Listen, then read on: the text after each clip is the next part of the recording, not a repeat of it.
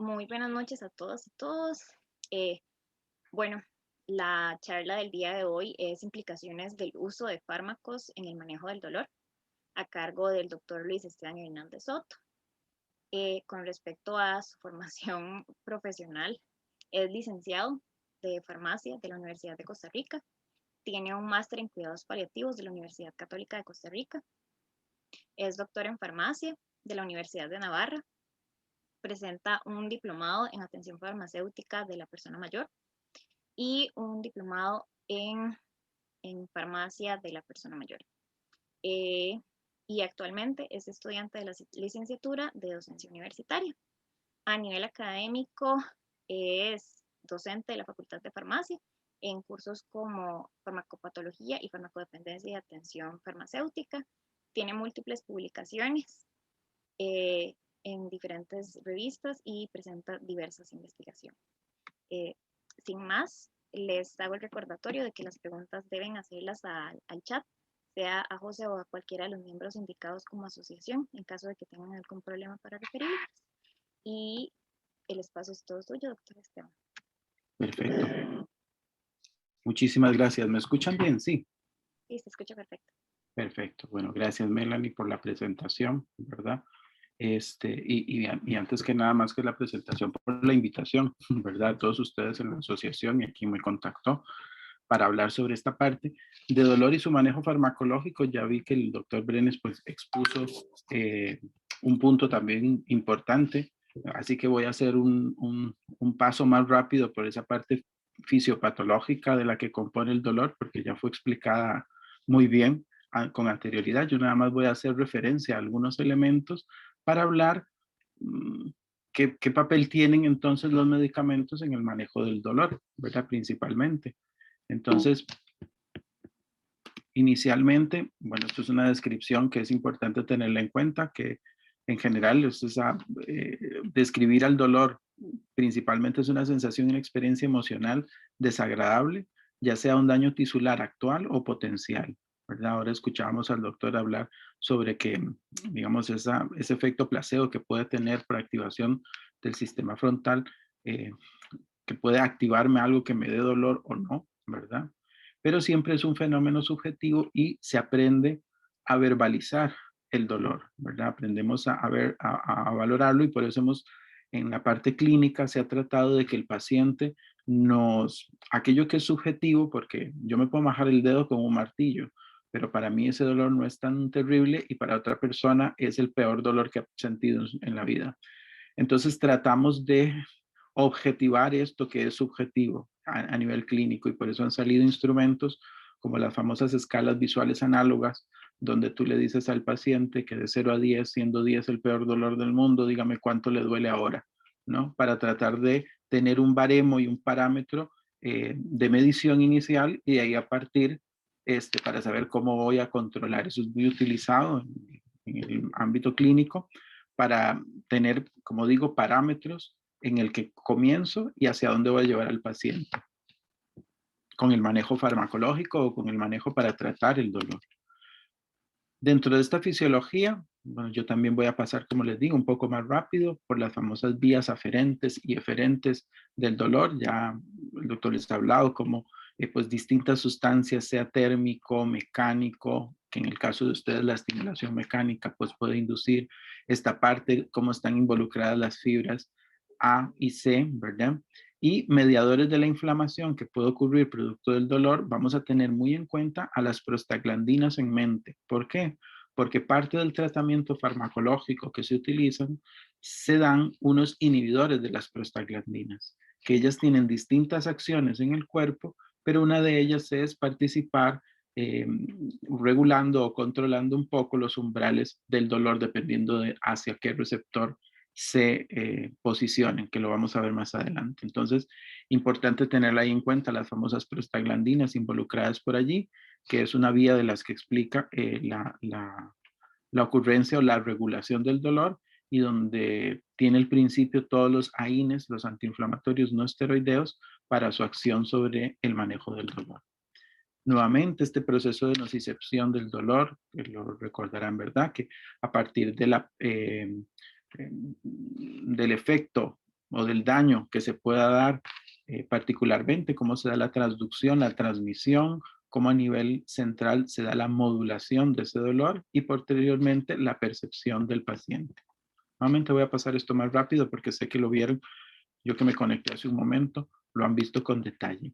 La famosa teoría de la compuerta, que creo que también ustedes ya la vieron, como a veces las fibras, principalmente algunas de los mecanorreceptores, pueden ayudar a reducir la percepción del dolor mediante un estímulo táctil suave, que no quiere decir que yo solo voy a hacer un masaje para quitar el dolor porque induce una analgesia total, ¿verdad? Y no vayan a intervenir con otra medida particular. Y las vías eferentes, donde entran en juego todo el sistema opioide, los sistemas noradrenérgicos y los serotoninérgicos, que el doctor comentaba ahora, de los cuales también en ocasiones cuando hay componentes neuropáticos de dolores de este tipo, se suelen utilizar medicamentos que actúan sobre estas vías, como pueden ser los antidepresivos, los clásicos inhibidores de la recaptura de serotonina u otros, o los opioides, que yo me centraré en esta exposición principalmente en los AINES y en los opioides, que son muy utilizados para manejo del dolor. Luego, tener presente también qué me puede causar dolor. Ustedes que están pues en la atención durante su profesión, en la atención directa de las personas que tengan algún padecimiento que requiera de los cuidados que ustedes les van a brindar, es importante reconocer, ¿verdad?, cuáles pueden ser causas de dolor. Comunes a veces lesiones, sean externas o internas, llámese un golpe, un desgarro, un esguince o una fractura en la recuperación de esa parte muscular. Pero también hay enfermedades que por su fisiopatología pueden inducir dolor. Y es a veces donde pasamos, tal vez esas lesiones que les pongo allí pueden inducir un dolor agudo que sea de corto periodo de tiempo. Pero hay patologías con las que el paciente va a persistir, el dolor va a persistir en el tiempo y se ve en la necesidad de tener que utilizar otras estrategias para poder vencer o tolerar el dolor, como el caso de las artrosis, las artritis, la artritis reumatoide que tiene todo un componente inmune o la fibromialgia. Entonces hay que buscar estrategias para que estos dolores que pueden ser crónicos, manejarlos a tiempo. Y otra cosa muy importante es reconocer que a veces hay medicamentos que ellos por su mecanismo de acción pueden inducir dolor. Uno de los clásicos que tal vez pueda tener, como les digo, relación en ocasiones, ustedes que atienden ya sea una lesión o un dolor muscular, que el paciente se queje de dolores musculares, sea prudente de parte de ustedes consultar si ellos están tomando medicamentos del grupo de las estatinas, por ejemplo, que son medicamentos que se utilizan para el control del colesterol y que también se utilizan algunas de ellas como medida preventiva de alguna enfermedad cardiovascular. Son las clásicas lovastatina, atorvastatina, simvastatina, todas las estatinas, todas estas tienen la capacidad y también relacionado con más dosis que tomen de producir mialgias inicialmente. Es decir, es un dolor muscular, principalmente en extremidades inferiores, pero que lo refiere el paciente, ya sea solas o en combinación con fibratos, porque a veces los pacientes pueden padecer una dislipidemia, es decir, tienen alterados tanto el colesterol como los triglicéridos y aparece que tienen que utilizar gemfibrosilo. Y la combinación de una estatina más un medicamento como el gemfibrosilo puede inducir mayor riesgo de mialgias y el paciente se queja de un dolor producto de utilizar estos medicamentos. Hay en ocasiones otra medicación que también se utiliza, como la acidobudina para pacientes, esto es para el manejo del paciente con HIV, y también la amiodarona para pacientes que tienen un problema cardíaco, que con el tiempo puede inducir cierto tipo de dolor muscular. Pero ahí en negrita les pongo un clásico que son las estatinas para tratar de indagar cuando ustedes pues tengan que atender a una persona, valorar si ese dolor muscular no está asociado a este medicamento, ¿verdad? Para que consulte al médico y valore la posibilidad del médico de ajustar la dosis si así lo requiere. Ya es bien conocido que esta combinación estatina con gemfibrosilo debe evitarse porque puede aparecer un riesgo de mialgias y en el peor de los casos, pacientes muy sensibles, nos puede inducir rhabdomiolisis, pero ya la rhabdomiolisis, la ruptura de las fibras musculares, pues es un dolor demasiado intenso y que requiere además la atención directa en hospital, porque posterior a la rhabdomiolisis puede aparecer también toda una insuficiencia renal y el paciente se agrava. Es una emergencia que hay que atender. Pero a veces los pacientes inicialmente lo que sí empiezan a reportar son mialgias, o sea, dolor a nivel muscular. Esto como para indagar en posibles causas del mismo. Ahora bien, vamos a ver la parte farmacológica, cómo tratar ya al paciente que tiene dolor y si el médico decide acudir a la terapia farmacológica y que en muchas ocasiones pues ustedes también, aunque estén dando un tratamiento de soporte sobre la lesión, un golpe, un esguince y demás, el paciente a veces requiere un tratamiento de una acción un poco más rápida y suele tener o tomar alguno de estos analgésicos. Vamos a ver los primeros, que son los AINES, antiinflamatorios no esteroideos, que ellos trabajan por la vía del ácido araquidónico, inhibiendo la producción de prostaglandinas, que lo dijimos con anterioridad. Ahora bien, la producción de las prostaglandinas, dependiendo del receptor al que se van a unir, pueden tener uno u otro efecto. Hay otros medicamentos que se utilizan a veces para dolor, pero dolores con componente inflamatorio, como puede ser la dexametasona o los corticosteroides, pero ellos trabajan por la vía de la fosfolipasa A. No obstante, es más común ver a pacientes tomando AINES, analgésicos clásicos, que ya les voy a enseñar y darles ejemplos de cuáles son los de este grupo, inhibiendo las prostaglandinas. ¿Qué es importante de reconocer de las prostaglandinas? Pues bueno, en esta tabla podemos ver el efecto que tienen las distintas prostaglandinas. Le ponemos pues, una letra para identificarlas, E2, la F2 alfa, la I2, la TX, que estos no son prostaglandinas, sino tromboxanos, leucotrienos, porque si lo vimos en la diapositiva anterior, vemos cómo las prostaglandinas y la vía del ácido araquidónico conlleva la producción no solo de prostaglandinas, sino también de tromboxanos que pueden o que tienen efectos directos a nivel muscular sobre la agregación plaquetaria y otros efectos, pero nos vamos a centrar en las prostaglandinas. Veamos, por ejemplo, cómo a nivel bronquial, cuando la prostaglandina llega y se une a su receptor, lo que induce, por ejemplo, la E y la I, es una relajación del músculo bronquial. Entonces, eso es lo que ocurre fisiológicamente. Cuando el paciente toma una IN, que lo que va a inhibir es la prostaglandina, yo ya no voy a tener estas prostaglandinas que relajan el músculo bronquial. Y entonces tengo el riesgo de que el paciente, si la prostaglandina no está presente, el músculo bronquial, en lugar de relajarse, se contraiga. Y entonces aparece el broncoespasmo. Y esto va a ser de mayor riesgo en pacientes asmáticos, porque yo le puedo inducir a un paciente una crisis de asma producto de tomar una AINE. Y este riesgo ocurre con los AINES, usualmente algo que se llama como el fenómeno de la asa triada, que es como tomar 3 medicamentos relacionados que puede estar tomando el paciente, una aspirina para riesgo cardiovascular, se tomó un ibuprofeno y además el paciente era asmático y se le desarrolla un cuadro asmático solo porque está tomando un analgésico. ¿Verdad? A nivel vascular, si vemos las prostaglandinas que hacen, van y relajan el músculo, principalmente la E y la I, la E2 y la I2.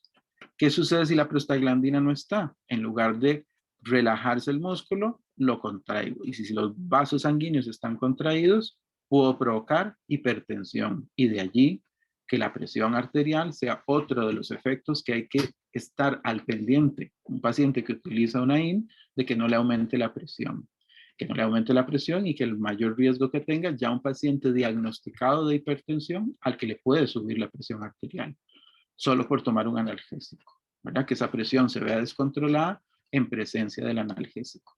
Podemos valorar cuál de todos tiene menor afinidad hacia la inhibición de alguna de estas prostaglandinas, o vamos a ver otra vía que es dependiendo de cuál de las enzimas COX inhibe para que la vía que produce esas prostaglandinas se vea reducida.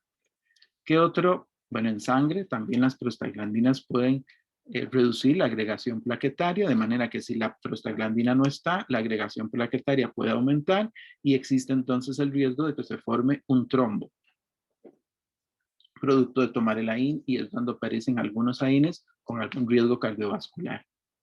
A nivel renal, la prostaglandina fisiológicamente llega y aumenta el flujo sanguíneo, aumenta la diuresis, aumenta la secreción de renina. Si inhibo las prostaglandinas, todo este flujo se reduce y por lo tanto puedo tener un daño renal, que es el clásico ejemplo que escuchamos de pacientes a los que por largo tiempo que utilizan una IN, les podemos o pueden sufrir de una insuficiencia renal crónica. A nivel digestivo, la prostaglandina llega y reduce la producción de ácido, acelera el tránsito, aumenta la secreción de líquidos, por ejemplo la E2.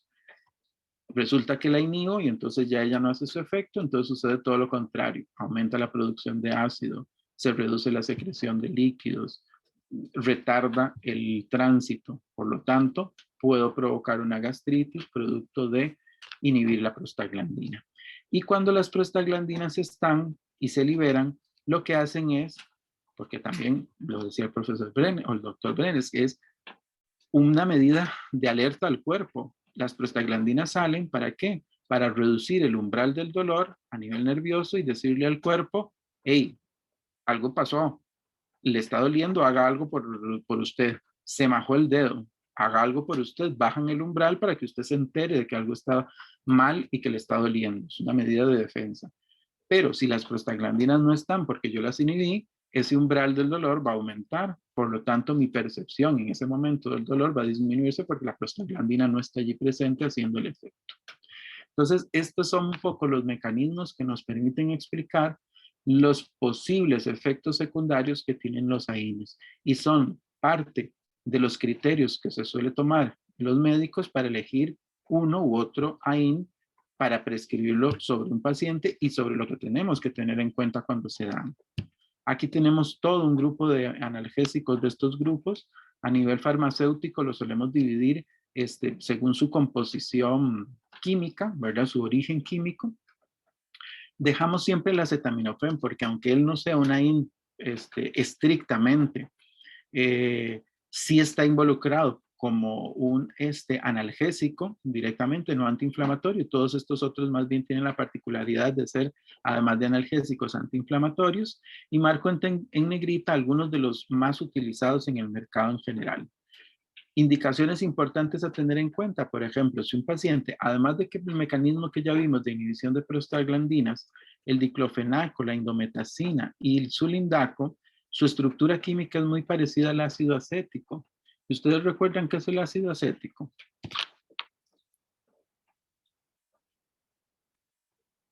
¿Recuerdan? A la comida lo solemos poner algunas ensaladas, les ponen ácido acético, que es el famoso vinagre. Sí. Vinagre, sí. Entonces, tiene una estructura similar a la del vinagre, por lo tanto, además de inhibir las prostaglandinas que ya provocaban cierta protección, tenían efecto sobre la protección gástrica, estamos dando una sustancia que por sí sola puede irritar también las paredes del estómago y por eso es que estos, el sulindaco, la indometacina, el ketorolaco y el diclofenaco, tienen mayor riesgo de lesión gástrica y se tratan de evitar en pacientes que ya tienen historiales de gastritis. Porque también recordemos, los pacientes que ustedes van a atender a través de una lesión muscular, pues también padecen otros padecimientos para los que toman más medicamentos. Aquí el ácido mefenámico es muy famoso, más que todo entre las mujeres, porque también, además de inhibir varias de las prostaglandinas involucradas en dolor, también están relacionadas con las prostaglandinas que se involucran en el proceso de contracción uterina. Y entonces cuando tienen el periodo menstrual suele ser muy útil porque inhibe esas prostaglandinas y por lo tanto yo voy a sentir alivio. Suele ser un clásico de los analgésicos que se utilizan para dolor de tipo por contracciones menstruales estando presentes las prostaglandinas en el músculo uterino. Tenemos otros muy usados, el dexketoprofeno, el ibuprofeno, el naproxeno, también se utilizan mucho. En esta otra diapositiva vemos otra característica importantísima que nos permite diferenciar o que se ha estudiado y se siguen estudiando si los AINES inhiben una u otra de las enzimas de la COX, ¿verdad? Y es lo que es lo que le permite determinar si es más gastrolesivo o tiene más riesgo a nivel cardiovascular. Por ejemplo, algunos que están en término medio, por ejemplo, aquí al acetaminofén, vemos que él en realidad no inhibe ninguna de las COX. En esta línea punteada del centro es como la línea divisoria entre no tener ninguna afinidad por ir a inhibir alguna de las enzimas, la COX-1 o la COX-2. Los que suelen tener más afinidad sobre la COX-1 en su inhibición, solemos decir que son más gastrolesivos, y aquí es donde vemos los ejemplos que les mencionaba antes, la indometacina, la aspirina, que se utiliza también como analgésico en nuestro país, poco. En nuestro país utilizamos la aspirina más como cardioprotectora por el efecto de evitar la agregación plaquetaria a dosis de 100 miligramos en el caso de la caja, pero son 87.5 miligramos a 325 es el rango de dosis cardioprotectora. Por encima de 500 es que se utiliza con dosis analgésica, pero cuando uno revisa la literatura, como parte de la literatura a veces es publicada en Norteamérica, de la que revisamos, los norteamericanos sí siguen utilizando aspirina de 500 como analgésico, aquí prácticamente ya no tanto, pero entonces es más gastrolesiva. Tenemos al ketoprofeno y al ketorolaco. Por su parte, los que tienen más afinidad por la COX-2 se suele decir que tienen mayor riesgo cardiovascular, como algunos de los COX-2 selectivos, que algunos ya no están en el mercado, como el rofecoxib, y de los que están actualmente en el mercado, celecoxib y etoricoxib, que son también antiinflamatorios y analgésicos. Y algunos que son más neutros, que los tenemos por acá, como puede ser el ibuprofeno, el piroxicam o su hermano, como les digo yo, el meloxicam, que están como por acá. Pero un ibuprofeno, digamos, suele ser muy elegido cuando el paciente tiene algún problema gástrico, porque tal vez no tiene ninguna afinidad por uno y por el otro y le puedes utilizar una dosis que pueda ser útil en ese caso directamente. Muy bien, esos son los AINES, que en efectividad suelen ser todos igualmente efectivos, y lo que más se pone atención cuando se van a utilizar es el perfil de comorbilidades que tiene el paciente, o sea, qué otros padecimientos puede tener el paciente, y de allí se elige entonces la recomendación de uno u otro. Por otra parte, tenemos los opioides. Si se acuerdan, en la vía descendente tenemos al sistema opioide en la regulación del dolor. Los opioides particularmente se van a destinar, según recordamos, me imagino que lo habrán visto, la escalera analgésica propuesta por la Organización Mundial de la Salud para hacer una regulación del uso de analgésicos. Empezamos usualmente con los AINES, y si el dolor no se resuelve con los AINES después de un tiempo, el médico puede valorar la posibilidad de recurrir a los opioides. En este caso, vamos a ver algunos de ellos. Este opioide, pues nosotros tenemos, anteriormente lo vimos, todo el sistema endógeno de los opioides, que por sus ligandos endógenos se unen al receptor, pero también podemos tener ligandos exógenos, que es donde están los opiáceos u opioide, que es nuestra determinación, es que son parecidos a los opioides endógenos. Y se unen a su receptor a través del proceso de neurotransmisión, generan su efecto, que puede ser analgesia, que es lo que queremos, o también efectos no deseados. Aquí me recuerdo un artículo que en una ocasión leí de que, no sé, es que hay gente que hace estudios de todo, ¿verdad? Pero comentaban que como después de que una persona lloraba mucho tiempo, se sentía como relajada, como no anestesiada, pero sí que se tendría muy relajada. Alguien estudió como la composición de las lágrimas después de que alguien hubiese llorado mucho, y a veces valoraban que en el contenido de las lágrimas podías tener algunos de estos opioides endógenos, ¿verdad? Minorfinas o endorfinas, o directamente que lo hacían. No es que vamos a empacar ahora las lágrimas y prescribirlas, tómese 2 gotas de lágrimas cada 8 horas, ¿verdad? Pero era particular ver cómo el mismo cuerpo trata de regular y controlar las acciones propias del cuerpo, pero de aquí se surge el hacer una sustancia sintética o extraída, en este caso del opio, que se parezca a los ligandos endógenos para poder obtener el mismo efecto. Aquí vemos los clásicos que tenemos como la morfina, la metadona, el tramadol. Aquí faltaría incluir la oxicodona, la codeína, el fentanilo, por ejemplo, que también son algunos de los opioides utilizados. Bueno, acá lo teníamos, la oxicodona. ¿Cuál es su mecanismo? Pues bueno, ellos directamente a través de la unión hacia ciertos receptores, como puede ser mu, ese es el receptor al que le debemos en mayor grado la analgesia o el efecto analgésico de los opioides. Pero también tenemos efectos no deseados producto de la unión a esos receptores, como puede ser la depresión respiratoria, el estreñimiento. Casi siempre todos los pacientes que utilizan opioides por mucho tiempo van a sufrir de estreñimiento, entonces casi siempre el médico decide prescribir, además del opioide, algún medicamento para aumentar el tránsito intestinal, también alteraciones del sistema inmunitario, y es la unión hacia otros receptores los que le debemos más su efecto no deseado. Por ejemplo, un efecto como antidepresor, ansiolítico, o un efecto sobre la alteración de la motilidad intestinal, máxima que la analgesia principalmente se le debemos a su unión al receptor mu. Es principalmente al que le debemos el efecto analgésico. La unión a todos los otros, como les estaba diciendo, explica el efecto sedativo, el efecto depresor respiratorio, la acción psicoafectiva y hasta la hiperalgesia que se puede desarrollar. Otros efectos que se siguen estudiando pueden ser efectos endocrinos que tengan los opioides y efecto inmunitario, que en este se han estudiado acciones más complejas de que los precursores de opioides parece que puedan expresarse en células del sistema inmunitario. Pero la analgesia opioide, finalmente podemos decir que ocurre como resultado de una inhibición directa de las neuronas nociceptivas periféricas y del asta dorsal y por la activación de vías descendentes inhibitorias para que nos llegue la señal de analgesia.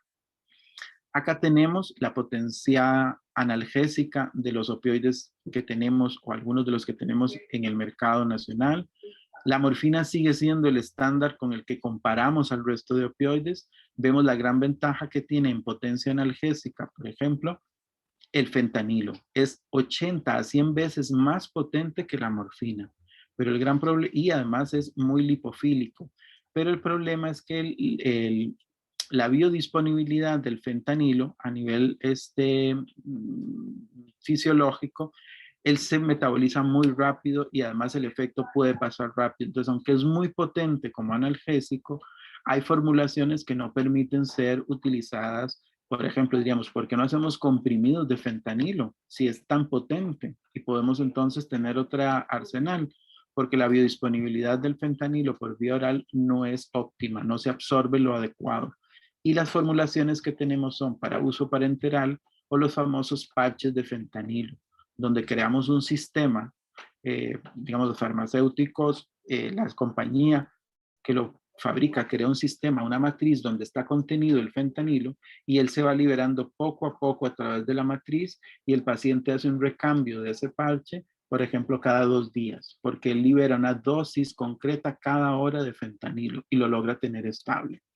A nivel internacional, por ejemplo, hay dosis de fentanilo en chupa chups, son como un poppy, y se utiliza para su absorción transmembrana a nivel de la mucosa gástrica y se utiliza para, digamos, dolor irruptivo, cuando el paciente tiene una crisis de dolor que aparece por alguna acción concreta o en pacientes de paliativos, utilizarlo como un rescate. Entonces te tomas el poppy, se lo pasa por la mucosa interna, se absorbe y genera analgesia porque es muy potente y me valgo de esa vía. Y además al ser tan lipofílico logra atravesar membranas fácilmente.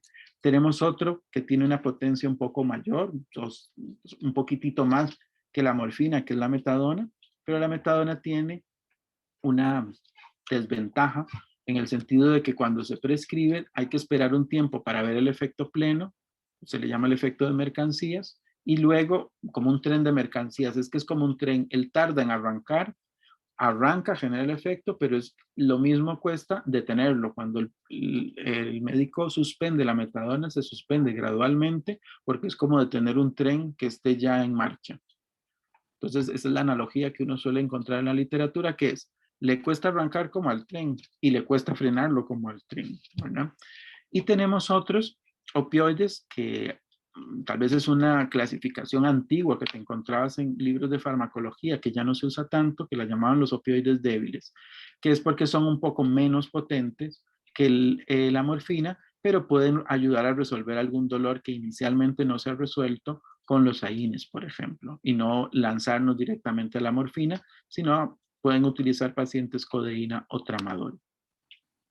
Darles algunos detalles de estos y características de la farmacocinética del medicamento, por si alguien al menos alguno de los usuarios que ustedes atiendan está utilizando alguno de estos. La morfina sigue siendo de los opioides el opioide de referencia. Él tiene muy baja liposolubilidad, es más hidrofílico, por lo tanto, entonces él no atraviesa membranas tan fácilmente como si lo hace el fentanilo. Tiene dos metabolitos a destacar, que es el M3G y el M6G, que cuando se metaboliza, este M3G no tiene acción analgésica, pero el M6G, que es solo un 10% de los metabolitos de la morfina, sí tiene acción analgésica y es 2 veces más potente que la morfina sola, este metabolito. Lo que pasa es que solo es un 10%.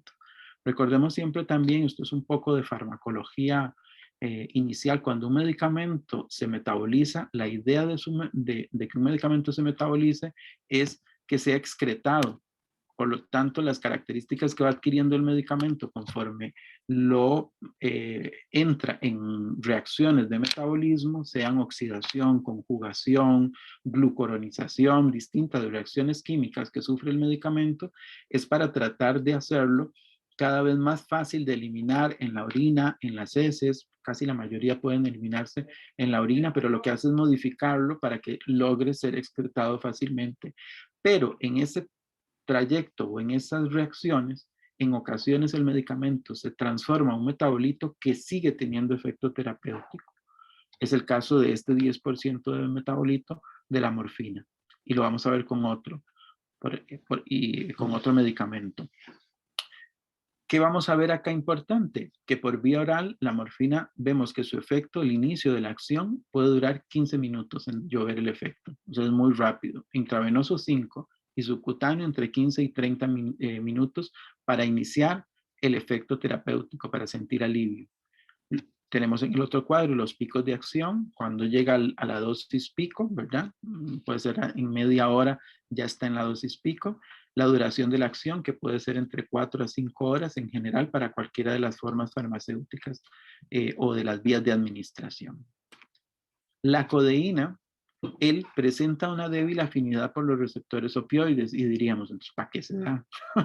¿Para qué lo prescriben si tiene poca afinidad? Lo que pasa es que alrededor del 10% de la codeína sí se va a transformar en ocasiones en morfina. Se metaboliza, se transforma en morfina y ahora sí ya tenemos morfina que genera efecto, ¿verdad? Pero el efecto del primer paso por el hígado es menor que la morfina, por lo que él suele ser más eficaz que la morfina por vía oral. ¿Verdad? La disponibilidad o el tiempo en el que puede tardar la codeína suele ser útil. Y aquí ustedes pueden encontrar una pareja muy clásica en el ámbito clínico que es acetaminofén con codeína. ¿Verdad? Un analgésico que actúa por la vía del acetaminofén en particular y tenemos un opioide también utilizado. ¿Pero por qué lo tenemos controlado? Porque él puede ser precursor de la morfina y por lo tanto debemos regularlo. ¿Cuándo iniciamos la acción o ver la acción directa del medicamento? 30 a 60 minutos después de ser tomado, cuando es por vía oral, porque es la formulación que tenemos. Codeína no hay más allá que vía oral. Lo puedes tener en jarabe, lo puedes tener en comprimido, pero no lo tienes para la vía parenteral. Otra cosa importante, que esto es en la farmacología se está haciendo más que nada toda esta medicina personalizada, lo que tiene que ver con la farmacogenómica y la farmacogenética, que se estudia cuando los pacientes tienen, por ejemplo, metabolismo ultra rápido, que entonces metabolizan tan rápido a la codeína, que si sabemos que dijimos que la codeína se transforma en morfina, tiene tal cantidad de morfina el paciente que puede inducirle una intoxicación por opioide, producto de que él es un metabolizador rápido, pasa a morfina y la morfina se transforma en sus metabolitos y empieza a generar el efecto. Entonces, esta es otra de las reportes que se están estudiando de a veces por qué algunos pacientes la codeína les genera un efecto analgésico altísimo si él ya dijimos que tenía poca afinidad por los receptores y se valora si es que él es un metabolizador rápido, tengo mucha cantidad entonces de morfina presente en sangre haciendo efecto en lugar de la codeína que ya estaba previamente. Oxicodona, que es otro producto que tenemos en el país, este es agonista de los receptores mu que generan analgesia, pero también de los kappa que genera efectos que no queremos. Al parecer, no libera histamina, como sí se ha visto que lo hace la morfina, y tiene dos metabolitos a destacar. La noroxicodona, que no tiene acción analgésica notable, y la oximorfona, que aunque sea poca cantidad, es 10 veces más analgésico que la morfina. Entonces también el paciente puede tener un efecto deseable que lo vea a los 15 minutos de utilizar el medicamento. Este lo tenemos en comprimidos por vía oral.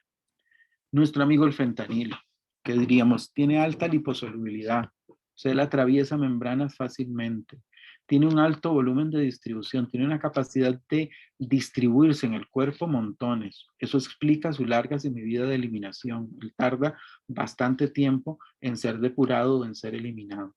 La cinética por vía transdérmica, que son los parches, puede ser modificada por la zona de aplicación, la temperatura y la circulación cutánea. Eso también es muy importante. Si ustedes utilizan, por ejemplo, si aplicamos calor en la zona de donde se va a aplicar posteriormente el paciente el parche, ese calor va a inducir que se absorba más rápido el fentanilo, porque ¿qué hace el calor? Dilata los vasos sanguíneos. Y si yo pongo el parche, tras de que el fentanilo tiene la capacidad por ser altamente lipofílico de atravesar membranas, pasa más rápido las membranas subcutáneas, atraviesa, llega a torrente sanguíneo y se absorbe mucho más rápido.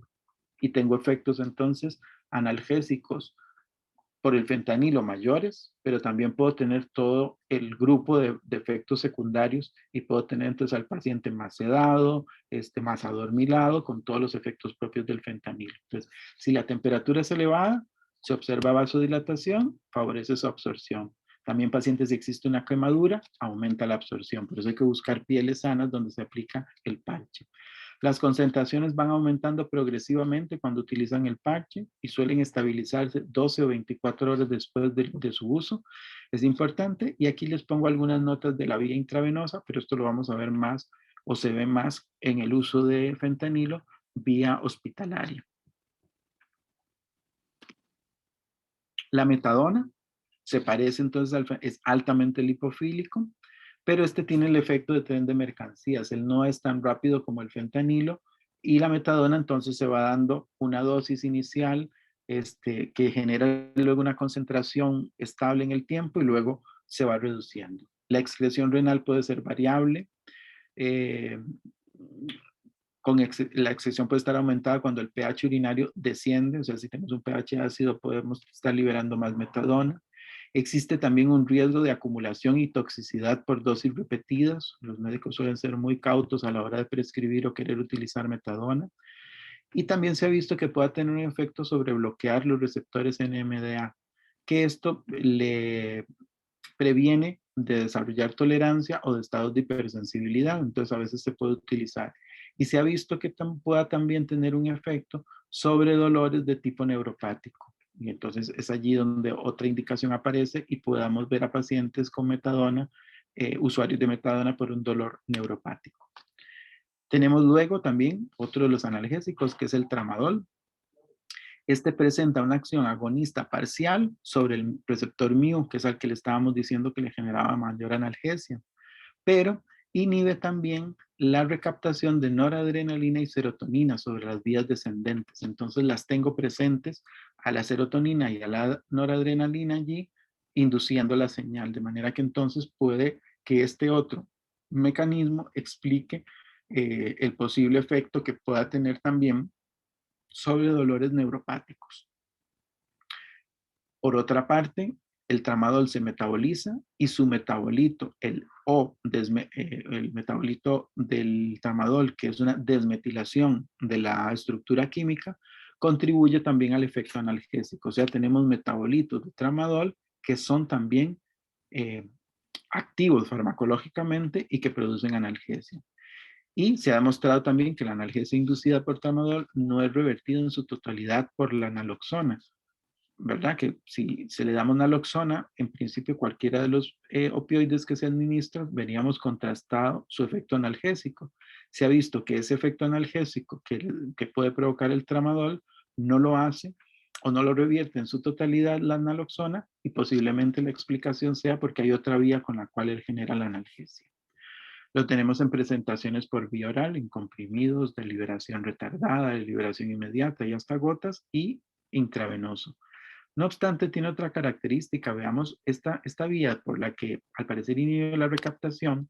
Si lo vemos, él se parece mucho a un medicamento que son la venlafaxina, que esto se utiliza como antidepresivo. Es un inhibidor selectivo de la recaptura de noradrenalina. Eso significa el ISRN. Entonces, este efecto sobre la recaptura de noradrenalina y de serotonina en las vías descendentes puede explicar su posible efecto en dolor neuropático. Y puede también compartir no solo ese efecto analgésico, sino los efectos secundarios que puedan tener los inhibidores selectivos de la recaptura de noradrenalina, como pueden ser la sequedad de boca, el estreñimiento, la anorexia. Aquí pongo algunos de los porcentajes en los que aparece. Y el otro riesgo que tiene es que cuando se utiliza tramadol y el paciente ya de base esté utilizando, por ejemplo, una venlafaxina para el manejo de una depresión, podemos tener un paciente con un síndrome serotoninérgico, podemos desarrollar un síndrome serotoninérgico, que aparece entonces esta sintomatología: sudoración, taquicardia, aumenta la presión arterial. También es valorarlo y hay que tenerlo en cuenta con el uso de tramadol. Y acá les muestro también otro estudio que les decía de la farmacogenómica, que se estudia cada vez más, ver si existe alguna relación.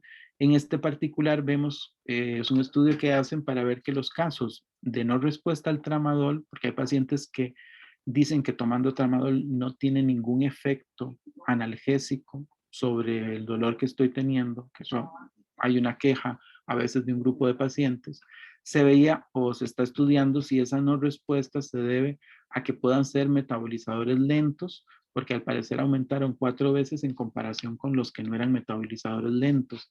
Aquí vemos porque si yo tengo un metabolizador lento, recordemos que el tramadol genera efecto, pero sus metabolitos también, por lo cual tiene que metabolizarse para que se produzcan, y una vez que están producidos generen el efecto analgésico complementario. Pero si tengo un metabolizador lento, que es el primer cuadro con el triángulo que vemos acá, vemos que la concentración del metabolito del tramadol es muy baja a los 90 minutos de haberlo utilizado. Mientras que, por ejemplo, un metabolizador intermedio, que es donde puede estar la mayoría de la población, tenemos que la concentración de él sí es entonces, o es una concentración que puede generar esa analgesia. Entonces tenemos el tramadol más el metabolito, se genera la analgesia. O como pacientes que también a los 90 minutos ven un efecto muy marcado, que más bien puedan ser metabolizadores ultra rápidos para compensar las cantidades de tramadol que pueda existir. Es un poco para valorar si esta parte del estudio de la farmacogenética influye o tiene una influencia sobre los efectos terapéuticos que uno esperaría que tenga un medicamento y que no los ve en un paciente después de haber controlado otros factores, ¿verdad? No es solo pensar única y exclusivamente esta como la única vía. Y aquí les muestro, digamos, un poco el tiempo en el que uno esperaría a partir de que le den un medicamento y que el paciente nos diga qué nivel de dolor tiene. Recordemos que usábamos una especie de EVA, y esta es una segmentación de ese EVA valorando si el dolor que tiene el dolor que presenta el paciente, la intensidad que tiene, leve, moderada o intensa. Se considera leve cuando nos dice un EVA de 1 a 3, moderado un EVA de 3 a 7 e intenso de 7 a 10. Esta es la medicación que comúnmente nos recomienda la escalera analgésica de la OMS. Si es leve, utilice una analgesia oral no opioide, o sea, cualquiera de los AINES, y haga reevaluaciones en futuras visitas del paciente. Pero si el paciente presenta dolores moderados, valore tomar algún antiinflamatorio, algún AIN o un opioide menor, que es un tramadol o una codeína, y valore el efecto de la medicación cuando se la ponen 60 minutos después. Y si el dolor es muy intenso, ahí sí valoran recurrir en ocasiones a opioides. Siempre valorando clínicamente cuál es el origen de ese dolor y revalore la analgesia que le pusieron 30 minutos después de administrarlo, porque la mayoría de opioides suele tener un efecto rápido. En media hora ya puedes ver el efecto propio del medicamento. Y aquí les dejo mi contacto y nuevamente agradecerles a ustedes como asociación el que me hayan invitado a participar de esta actividad y encantado para futuras que ocupen lo que necesiten y abrimos la sesión para preguntas.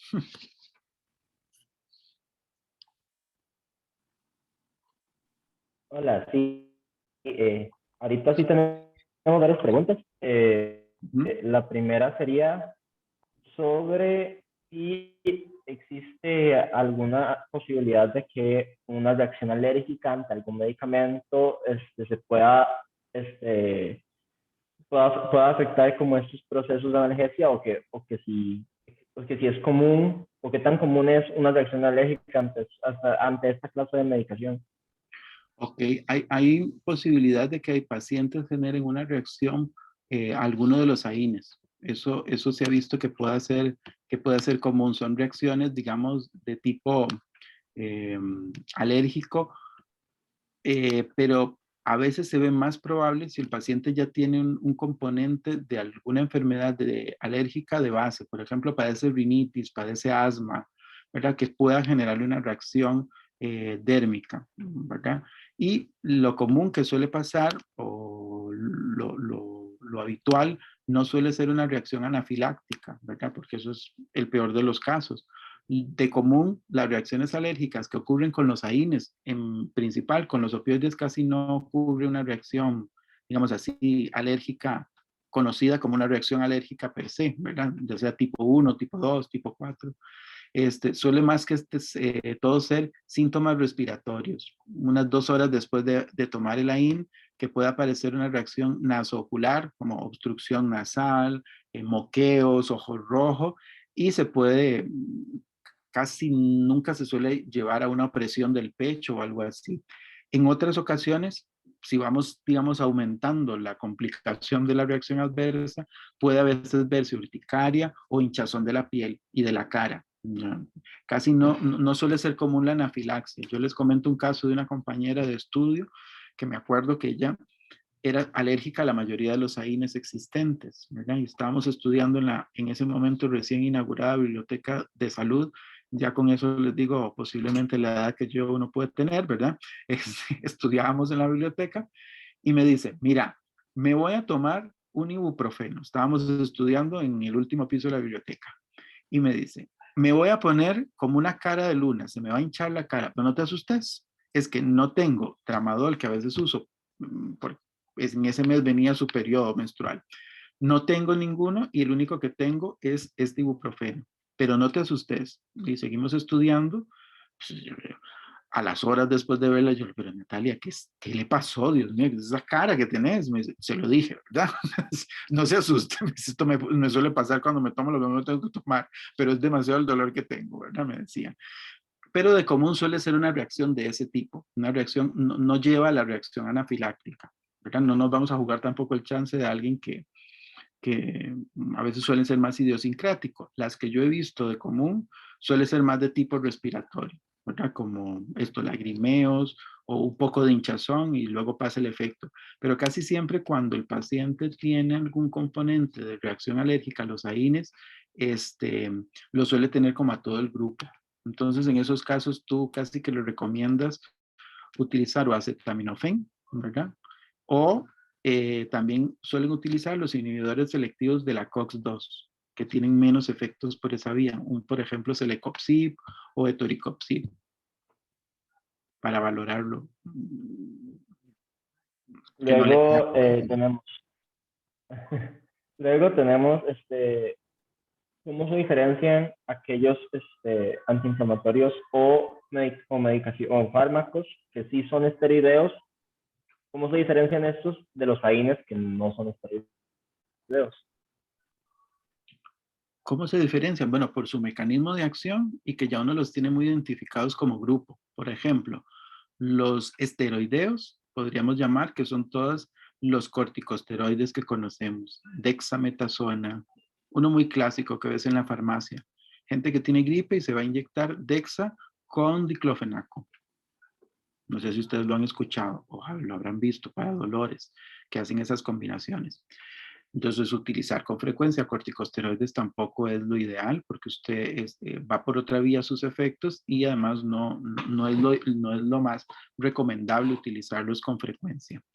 Entonces, uno lo diferencia principalmente por el grupo al que pertenece cada uno, ¿verdad? Todos los dexametasona y estos que son corticosteroides son analgésicos, esteroideos, y los no esteroideos, todos los que les enseñé en esa línea. El ácido mefenámico, el metamizol, el clonicinato de lisina, diclofenaco, ibuprofeno, todos ellos, que en efectividad suele ser similar y es el perfil de efectos secundarios lo que nos decanta por uno u otro. En esta misma línea, se sabe que el uso, como usted dice, no se recomienda nunca el uso excesivo o muy recurrente de corticosteroides, pero que si entonces se debería de siempre buscar una alternativa de medicamentos que no sean esteroideos en el caso de que exista una patología que requiera o que por lo general les receten corticosteroides. Sí, ahí dependería, bien como lo apuntas, de la patología base. Por ejemplo, un paciente que sepamos que va a utilizar de una manera crónica un corticosteroide es un paciente que tiene artritis reumatoide. Usted ya se puede esperar que él va a utilizar un corticosteroide por algún tiempo. Entonces, lo que a veces el médico hace es tratar de utilizar la menor dosis efectiva para generar menos efecto, y cuando lo va a retirar, hacerlo escalonadamente y tratar de ver que el paciente, porque también los corticosteroides pueden tener un efecto inmunosupresor y ayuda entonces a controlar un poquitín la reacción que está teniendo la artritis, además de inflamatorio, como la artritis reumatoide puede tener ese componente inmune, le ayuda a controlar el sistema y entonces lo mantiene estable. Pero pueden haber ciclos en los que le suspenda el tratamiento y lo deje solo con los AINES que le puedan favorecer al paciente. Pero en su mayoría, o sea, por un dolor de cabeza yo no me voy a tomar o me voy a inyectar una dexametasona. No sería lo ideal. Mejor elija otro medicamento, ¿verdad? Luego, experimentalmente los AINES suministrados a nivel central pueden también tener un efecto analgésico, pero desconozco si se usan en la clínica de esta manera, suministrados en tronco encefálico. Pues mira, yo allí no he visto prácticamente los AINES utilizados por esa vía. La mayoría de los que hay suelen ser orales. Por esas vías utilizas ya otro tipo de anestésicos para generar un efecto, pero o el que sé que hay por versión parenteral, pero no por esa vía, era el acetaminofén, que actualmente supe que la caja lo adquirió para uso parenteral, pero por esta vía directa no suele ser común, al menos yo que haya visto, que utilicen AINES por esa vía. Y hace un rato también mencionó los que inhiben la recaptación de serotonina y noradrenalina. En el caso entonces de, por ejemplo, medicación o antidepresivos comunes, el mecanismo de recaptación funciona de manera similar que es. Correcto. Digamos, estos antidepresivos funcionan similar por una vía de de mantener, porque lo que hacen es el antidepresivo bajo la teoría monaminérgica, lo que te dice, el paciente tiene depresión porque los neurotransmisores no están en el espacio sináptico. Aquí tengo una neurona, aquí tengo la otra, y en el espacio entre ellos dos deberían estar los neurotransmisores. El paciente se dice que tiene depresión porque los neurotransmisores no están ahí. Entonces, lo que hacen los antidepresivos bajo esta teoría es mantener la noradrenalina, la serotonina en esos niveles para que la transmisión nerviosa se dé. Entonces se considera que por esa vía es que pueden ser utilizados los antidepresivos, tipo amitriptilina, imipramina, fluoxetina, ¿verdad? Todos estos puedan tener una utilidad, o en la vaccina también puedan tener una utilidad. Nos decanta, o el médico a veces se decanta por uno u otro, En el tanto el perfil de efectos secundarios. Los antidepresivos tricíclicos tienen muchos efectos secundarios más que los nuevos antidepresivos, que son más inhibidores, como el nombre a veces es inhibidor selectivo de la recaptura de serotonina. O sea, solo serotonina voy a tener en el espacio, no voy a tener más. Y los más antiguos antidepresivos no solo van por esa vía, sino también van por vías muscarínicas. Entonces aparecen pacientes con muchos otros efectos secundarios, ¿verdad? Que no deseas. Pero ahí lo va a elegir, pero va por esa misma vía de mantener la vía descendente que vimos de noradrenalina y serotonina. Luego también utilizan Y por último, anticonvulsivantes, perdón, que utilizan también no, anticonvulsivantes por la vía del GABA, por ejemplo. Y entonces ves a un paciente con un dolor neuropático, con una pregabalina, con una gabapentina, por ejemplo. luego, y sobre esta misma línea también, la variabilidad de ¿cómo es? Farmacocinética. Farmacogenética, la de la genética. Eso. Uh-huh. Uno de los cuadros de picos de acción que vimos ahorita, varía mucho entre tipos de antidepresivos. Ahí eso, digamos, está más en pañales y se sigue haciendo investigación. ¿Qué efecto tiene? Si, digamos, en esa farmacogenética lo que se ve es una vía de las que se empezó a estudiar es el metabolismo del medicamento. Entonces, si tú eras metabolizadores rápidos o metabolizadores lentos. Y va a depender entonces de si el medicamento, cuando se metaboliza, sus metabolitos también tienen efecto terapéutico, ¿verdad? Sobre qué incide el que yo sea un metabolizador rápido o un metabolizador lento, pero eso tiene que individualizarse según el medicamento que quieras usar, ¿verdad? Entonces, qué sé yo, a ti ya los estudios te dan que tú eres más metabolizador lento. Ok, metabolizador lento, pero bajo la vía de cuál isoenzima de metabolismo, porque también el metabolismo de los fármacos, la principal isoenzima que los transforma se llama el CYP3A4, es la vía de la isoenzima del CYP3A4. Pero los medicamentos no solo se van por el 3A4, también se metabolizan por el 2D6, por el 3A2, por distintas isoformas de esas enzimas. Entonces hay que ver cuál de todas es, porque el medicamento llega, perdón por lo que voy a decir, porque tal vez sea poco académico, pero yo cuando estudiaba me tenía que imaginar las cosas así, porque si no me costaba mucho aprenderme. Así es como llegan los medicamentos ahí al hígado y dicen, bueno, ahora ¿con quién me toca irme? A usted se va con el 3A4, vaya, usted se va en ese carro, porque tengo más afinidad por ese y me metaboliza. Hay otros medicamentos que, no, a mí me da igual, a mí que me metabolice quien sea, ¿verdad? El 3A4, el 2D6, el que venga. Entonces, dependiendo de qué medicamento sea, y ya se podrán ustedes imaginar en la infinidad de medicamentos que existen en el mercado, hay que ver cuál es el efecto directo que le va a suceder a ese paciente, ¿verdad? Para que lo tengamos en cuenta, pero sí, eso es algo que se sigue estudiando y se trata de valorar si eso es lo que provoca la inefectividad de tratamientos en pacientes donde se sabe que son adherentes, se ha utilizado bien las estrategias de dosificación del medicamento, no hay ninguna causa subyacente que nos explique por qué no está siendo controlado el problema de salud, y entonces usted indaga esta otra vía. Si será que tiene un problema fisiológico donde esté involucrada la genética que tenga esa alteración.